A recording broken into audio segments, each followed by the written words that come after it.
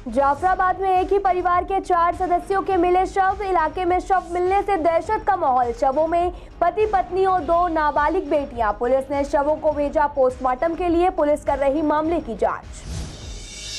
कांतीनगर के पार्क की सूरत बदलने को लेकर बीजेपी में घमासान। सांसद गौतम गंभीर और एमएलए अनिल वाजपेयी आमने सामने। वाजपेयी ने गौतम गंभीर पर लगाए कई आरोप, बताया पैरासूट नेता। जाम लगने से पूर्वी दिल्ली के लोग परेशान। सड़कों पर लगता है घंटों जाम। जाम से कैसे मिलेगी निजात?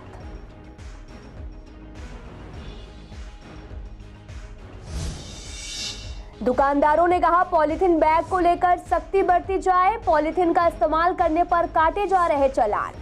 सरकार द्वारा अप्रूव्ड पॉलीथीन का ही इस्तेमाल कर रहे दुकानदार। 10वीं 12वीं के रिजल्ट में देरी से स्टूडेंट परेशान। स्टूडेंट ने आगे की पढ़ाई में हो रही देरी, जल्द से जल्द आना चाहिए रिजल्ट।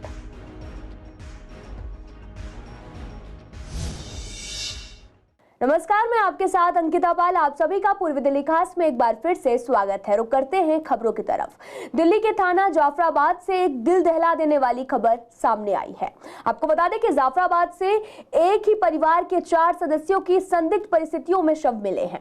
जिनके शव मिले हैं उनमें से पति पत्नी, 2 नाबालिग बेटियां। और पुलिस ने बताया कि जांच में पता चला है कि करीब 40 साल के इसरार ने पहले अपनी पत्नी और 2 नाबालिग बेटियों को नशा दिया और फिर खुद को गोली मार ली। आपको बता दें कि बिल्डिंग की 4थी मंजिल पर एक कमरे में शव मिले हैं। मृतक जीन्स का कारोबार करता था और उसे भारी नुकसान हो रहा था। फिलहाल पुलिस पूरे मामले की जांच कर रही है। तो ना भी ये पता लग रहा है कि मामला क्या है, किसने गोली मारी है।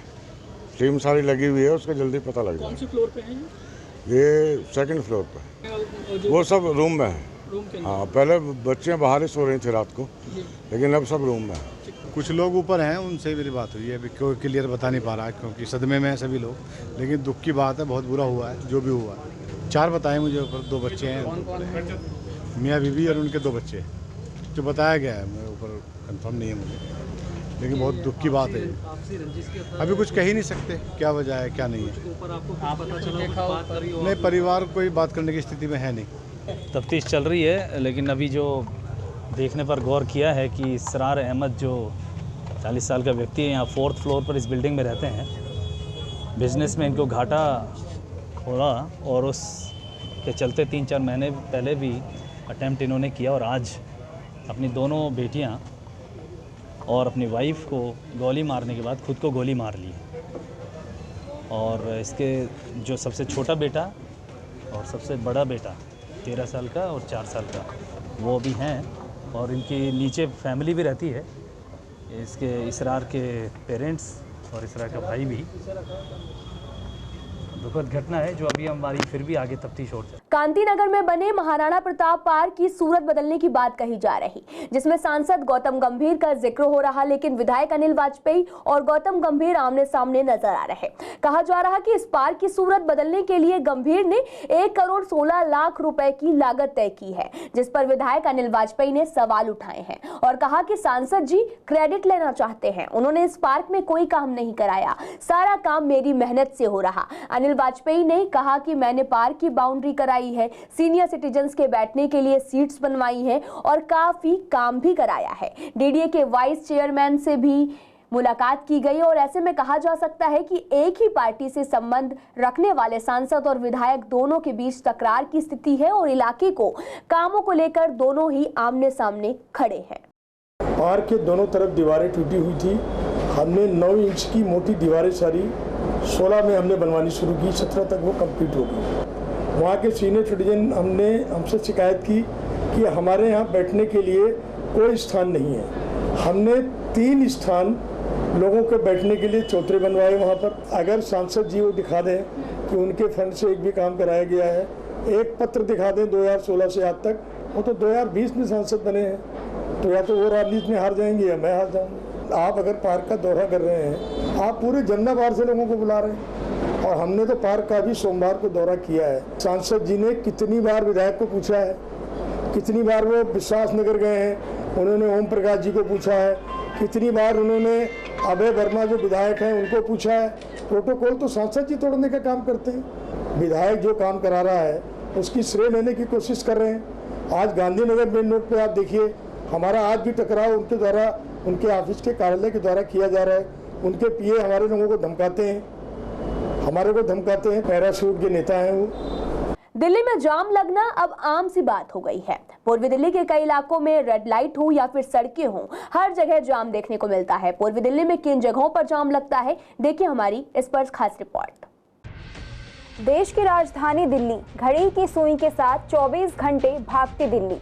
दिल्ली कभी सोती नहीं और यहाँ की सड़कें कभी थमती भी नहीं। दिल्ली में ट्रैफिक लगना एक आम समस्या है। दिल्ली की सड़कों पर वाहनों की लंबी कतारें दिखना और घंटों तक जाम में खड़े रहना, ये भी एक आम बात है। जाम की समस्या से लोगों के समय की बर्बादी होती है। हालांकि ट्रैफिक पुलिस ने जाम की समस्या से निजात पाने के लिए सर्वे किया है, जिसमें ये पता लगाया गया कि जाम लगने की वजह क्या है, जाम लगने के कारण क्या हैं। गलत तरीके से वाहनों की आवाजाही, अवैध पार्किंग करना, मुख्य चौराहों पर ट्रैफिक पुलिस का ना होना, सड़कों पर वाहनों की अधिक संख्या, डेवलपमेंट का काम धीमी गति से होना। आपको बता दें कि पूर्वी दिल्ली में भी कई जगहों पर जाम की समस्या आए दिन देखी जाती है। सूर्यनगर, आनंद विहार, विकास मार्ग, सीलमपुर, जगतपुरी, कड़कड़डुमा कोट और सीमापुरी गोल चक्कर, ये भी सभी पूर्वी दिल्ली के ऐसे व्यस्ततम इलाके हैं जहां जाम लगना आम बात है और जाम लगने से हादसे भी होते हैं। जाम लग रहा है यहाँ पे और कोई कहना सुनना नहीं है, कुछ भी नहीं है यहाँ। जाम जब लगता है तो बहुत टाइम लग जाता है यहाँ पे। दिक्कत तो है ही। अब जब यहाँ पे गाड़ी रोड पे खड़ी भी होती है, सारा कुछ होता है तो यहाँ तो टाइम लगता ही है। तो लक्ष्मी नगर में जो लगता है निर्माण विहार के पास में जाम लगता है, वहाँ बहुत देर टाइम लगता है जाम। हमारा कस्टमर बाहर से आता है, बाहर से चला जाता है। वो कस्टमर रोड पे, मेन रोड पे गाड़ी खड़ी कर दे तो ट्रैफिक पुलिस वाले गाड़ी उठा ले जाते हैं। और कॉमर्शियल वाले जो खड़े होते हैं उनको कोई बोलता नहीं है। पूरा रोड कॉमर्शियल वालों ने खड़ा कर जाम कर रखा है जी। यहाँ से लेकर पूरा हाईवे तक जाम रहता है और कोई भी आप तो अभी 1 घंटे बाद यहाँ पे देखेंगे तो इतना जाम होगा कि जिसकी कोई लिमिट नहीं, क्योंकि स्कूल की छुट्टी हो जाती है, स्कूल की बसेस होती हैं, बच्चे परेशान होते हैं, तो बहुत ज़्यादा रश हो जाता है यहाँ। कोर्ट के बाहर तो बहुत ट्रैफिक होता है, निकलने की जगह नहीं होती, पब्लिक परेशान रहती है। कार वाले, ट्रक वाले आपस में टक्कर लगने का डर रहता है, इतना तगड़ा जाम रहता है। पार्किंग अलाउ नहीं कर रखी है, कोर्ट के अंदर पार्किंग जरूर होनी चाहिए। सड़कों पर पीडब्ल्यूडी द्वारा डेवलपमेंट कार्य होने की वजह से या तो सड़कों को डाइवर्ट किया जाता है या फिर जाम से ही निकलना पड़ता है, जिससे कि लोग समय पर अपने डेस्टिनेशन पर नहीं पहुंच पाते। जाम से निजात दिलाने के लिए पूर्वी दिल्ली में क्या उपाय होने चाहिए, चलिए बताते हैं आपको। ट्रैफिक नियमों का सख्ती से पालन कराना, अवैध पार्किंग पर कार्रवाई करना, सड़कों से अतिक्रमण हटाना, सीसीटीवी से निगरानी करके नियम तोड़ने वालों के चालान करना, लोगों को ट्रैफिक नियमों के प्रति जागरूक करना। कैमरा पर्सन नवीन कुमार के साथ एहराज चौधरी की रिपोर्ट, CCN लाइव के लिए। सिंगल यूज प्लास्टिक का इस्तेमाल करने पर सरकार सख्ती बरत रही है और जिसके बाद से चालान भी काटे जा रहे हैं, जिसको लेकर हमारी संवाददाता ने विश्वास नगर जाकर जायजा लिया तो दुकानदारों ने प्लास्टिक की पॉलीथिन का इस्तेमाल करना बंद कर दिया है। दुकानदारों का कहना है कि इस बार सरकार काफी सख्त है। दुकानदार अब सरकार की तरफ से अप्रूव्ड पॉलीथिन और बैग्स का इस्तेमाल कर रहे हैं। हालांकि ये बैग्स और पॉलीथिन काफी महंगे हैं, लेकिन चालान के डर से इनका इस्तेमाल किया जा रहा है। रिसाइकिल पॉलीथिन से पर्यावरण प्रदूषण नहीं होगा, लेकिन इस बैग की कीमत के दामों में भी कमी करनी चाहिए। काफ़ी फ़र्क पड़ा है और मैं समझता हूँ कि अगर कोई दे रहा हो तो चोरी छिपे अगर कोई बेच रहा हो तो कह नहीं सकता, लेकिन वैसे तो ज़्यादातर कानून का पालन किया जा रहा है और इस तरह की पॉलीथीन नहीं बिक रही है मार्केट में, कोई भी नहीं दे रहा है।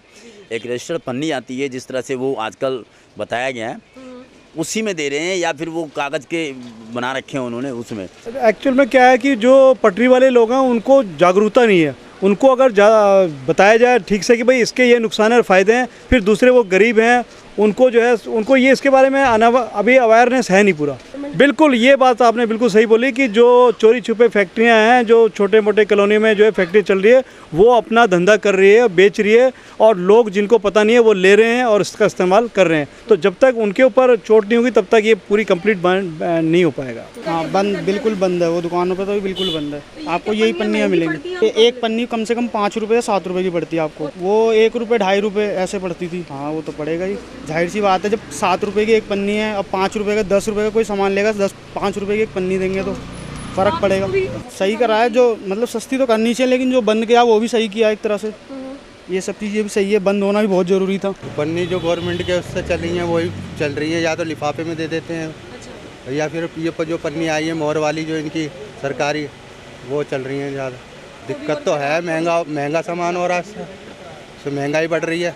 एक तरीके से देखा जाए सही भी है, पर उसको ये है कि थोड़ा सस्ता करके दे तो बढ़िया है। मतलब इससे सस्ता हो जाएगा तो फिर ये ग्राहक को भी नहीं घाटा है, दुकानदार को भी घाटा है। कोरोना महामारी की वजह से स्कूलों में पढ़ाई से लेकर एग्जाम तक ऑफलाइन हुए हैं, जिससे बच्चों की पढ़ाई ठीक से नहीं हो पाई। लेकिन इस बार कोरोना के केसों में कमी आने से 10वीं और 12वीं के एग्जाम ऑफलाइन हुए और रिजल्ट आने में काफी समय लग रहा, जिसकी वजह से बच्चों को काफी परेशानी भी हो रही है। आपको बता दें कि दरअसल बताया जाता है कि 15 जुलाई के बाद से रिजल्ट कभी भी आ सकते हैं, लेकिन अभी तक रिजल्ट नहीं आया है। रिजल्ट को लेकर बच्चों का कहना है कि रिजल्ट में देरी होने से काफी घबराहट हो रही, आगे की पढ़ाई भी करनी है और 12वीं के स्टूडेंट को कॉलेज के लिए भी तैयारी करनी है, और ऐसे में सभी स्टूडेंट चाहते हैं कि रिजल्ट जल्द से जल्द आना चाहिए। बात तो हुई थी, कह तो रहे थे 4 तारीख को आ जाएगा, फिर 15 कर दिया, अब पता नहीं कब आएगा। नर्वसनेस तो बहुत हो रही है, बहुत ज़्यादा।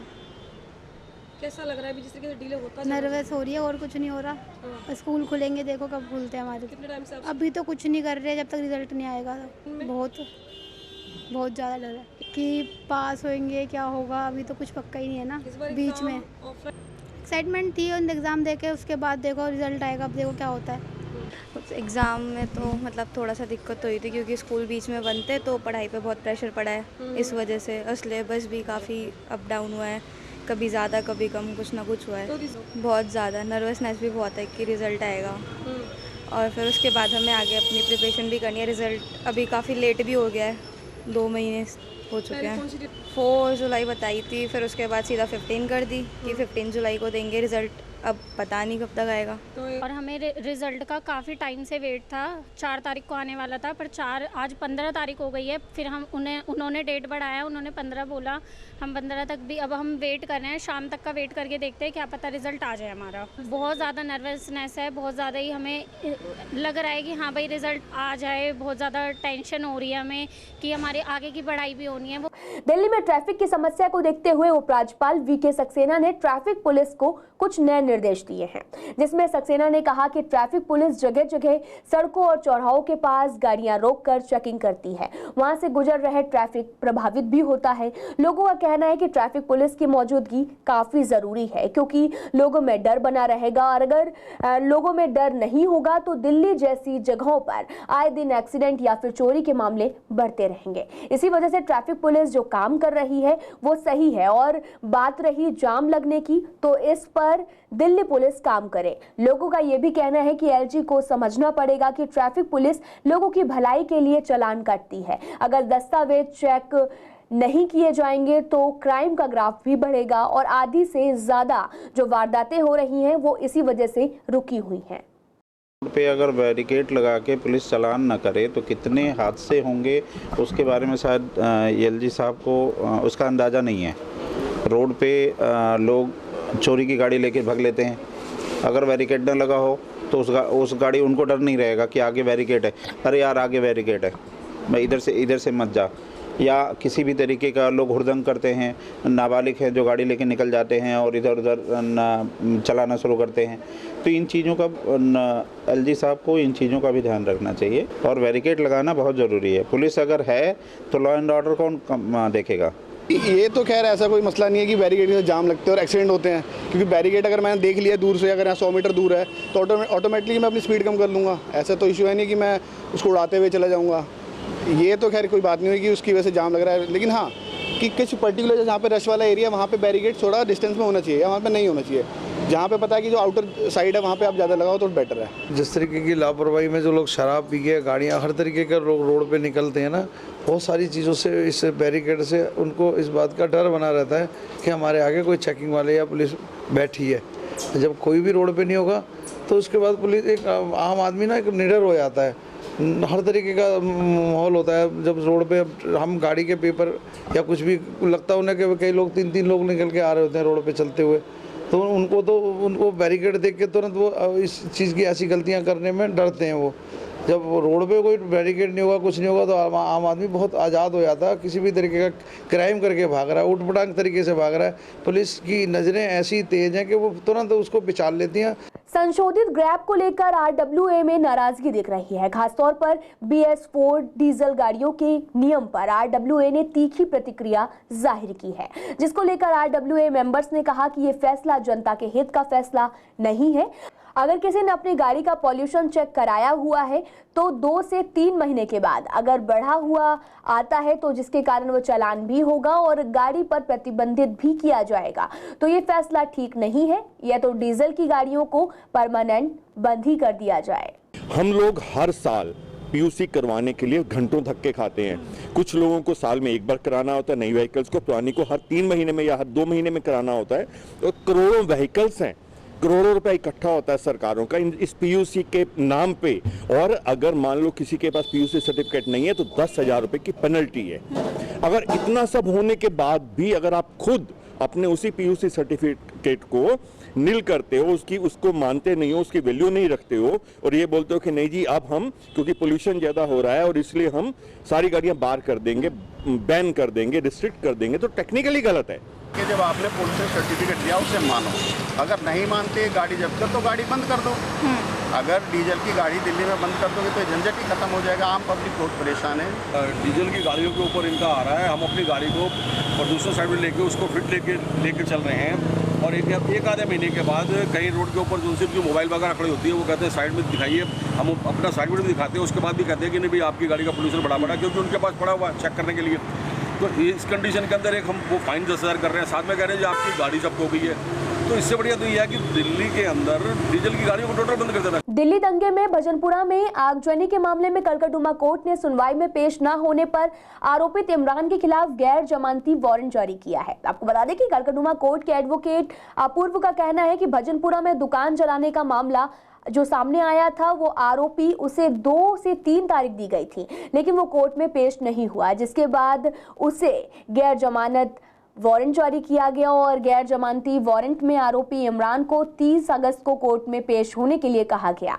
वहीं एडवोकेट पुलकित गर्ग ने बताया कि दिल्ली दंगे मामले में बेसिक इन्वेस्टिगेशन अभी नहीं हुई है। दिल्ली पुलिस ने अभी तक इस मामले में चार्जशीट दाखिल भी नहीं की है, जिसमें कोर्ट ने DCP संजय कुमार सैन को आदेश दिए हैं कि इसमें स्पेशल टीम बनाई जाए और दिल्ली दंगे में सारी चार्जशीट दाखिल करे। देखिए, ये मामला जो है दिल्ली के कड़कड़ुमा कोर्ट के न्यायालय ने इसमें एक ऑर्डर दिया है कि दिल्ली दंगा मामले में जो एक शिकायतकर्ता की दुकान को जला देने का मामला जो सामने आया था, उसके अंदर जो एक्यूज्ड है इमरान नाम का जो एक्यूज्ड है वो पिछली 2 या 3 डेटों से जो है कोर्ट में अपीयर नहीं हो रहे हैं, कोर्ट के नोटिस और समन जाने के बाद भी।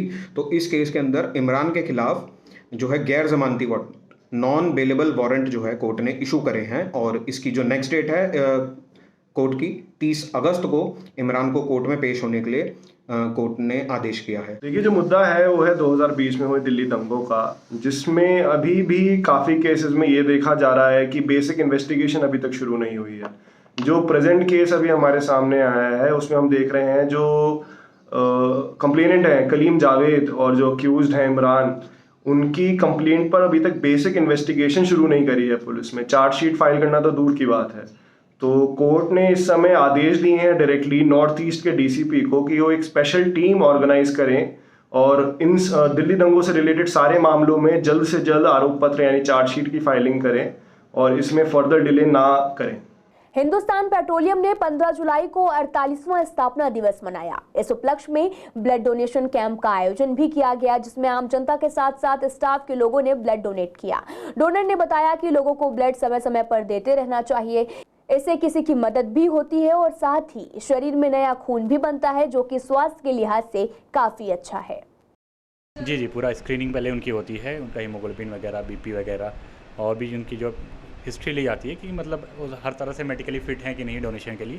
तो उसके बाद उनके बाद प्रोसेस किया जाता है उनको डोनेशन के लिए। नहीं तो है जगह जगह ब्लड डोनेशन कैंप ये होते हैं, ब्लड बैंक वगैरह होते हैं, वहाँ पे ब्लड वगैरह कैसे आते हैं, ये लोग डोनेट करते हैं। ये आपको कल को ज़रूरत होती है, कभी आपने देखा होगा अभी जैसे मानसून सीज़न चल रहा है, कुछ दिनों में फिर डेंगू वगैरह के ज़्यादा केसेस आने लगेंगे, तो लोगों को प्लेटलेट्स चाहिए, ये चाहिए। तो चीज़ें कहाँ से आएगी? यही चीज़ें होती है ना कि लोग डोनेट करते हैं, फिर वो चीज़ें एक दूसरे के इस्तेमाल में आती है।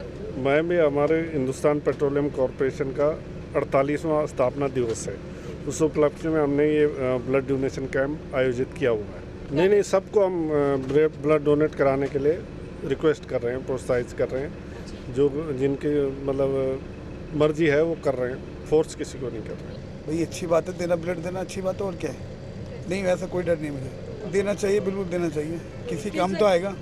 देखिए, उद्देश्य तो ये है कि आज हमारे Hindustan petroleum corporation limited Delhi का 48वां स्थापना दिवस है, जिसके स्थापना दिवस के उपलक्ष्य में हिंदुस्तान पेट्रोलियम कॉरपोरेशन लिमिटेड ने ये प्रोग्राम रखा ब्लड डोनेट का, और इसलिए आज ही हमारे यहाँ कैंप लगा हुआ है और स्वेच्छा से जो लोग बाग आ रहे हैं काफ़ी आकर के जो है ब्लड डोनेट। फिलहाल इस बुलेटिन में इतना ही। तमाम खबरों के लिए आप देखते रहिए CCL लाइव।